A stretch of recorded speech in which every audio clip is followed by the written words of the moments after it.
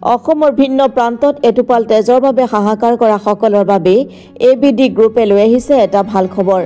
এতিয়াৰে পৰা সম্পূৰ্ণ বিনামূলীয়াকৈ লাভ কৰিব পাৰিব তেজ। গুৰুজনৰ পবিত্ৰ জন্মস্থান আলিপুখুৰীৰ মৈৰাবাৰীত জন্মগ্ৰহণ কৰা এবিডি গ্ৰুপৰ লক্ষ্য অসমৰ জনগণক বিনামূলীয়াকৈ তেজ যোগান ধৰা। সমগ্ৰ অসমত বিনামূলীয়াকৈ তেজ যোগান ধৰাৰ বাবে সংস্থাটোৱে অতি শীঘ্ৰে এটি ৱেবছাইট মুকলি কৰিব।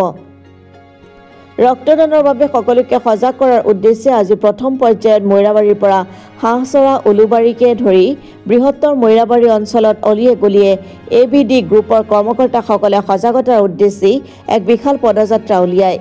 এই পদযাত্ৰাত বহু যুৱকে অংশগ্ৰহণ কৰাৰ লগতে এবিডি গ্ৰুপৰ ডিজিটেল প্ৰপত্ৰ পূৰণ কৰি আৰ্তজনক বিনামূলীয়াকৈ ৰক্তদানৰ বাবে সদস্য ভৰ্তি কৰে। পদযাত্ৰাৰ ফ্লেগ মাৰ্চ কৰি শুভ উদ্বোধন কৰে মৈৰাবাৰী চিকিৎসালয়ৰ ভাৰপ্ৰাপ্ত চিকিৎসা বিষয়া ডাক্তৰ সঞ্জয় কুমাৰ পাটৰে আৰু চিকিৎসক ডাক্তৰ আখাৰফুল ইছলাম আৰু সমাজসেৱক কামাৰুল ইছলামে।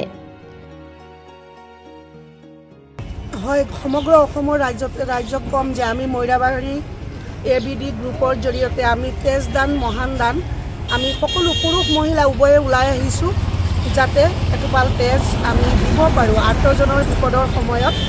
আৰু আমাৰ মৈৰাবাৰী এবিডি গ্ৰুপৰ উদ্দেশ্য সেইটোৱেই। আমাৰ মিছন হৈছে যাতে গোটেই অসমৰ কোনো মানুহেই তেজৰ কাৰণে যাতে হাহাকাৰ কৰিবলগীয়া নহয়, প্ৰত্যেকজন মানুহে যাতে সহজে তেজ পায়, সেইটো হৈছে আমাৰ মিছন।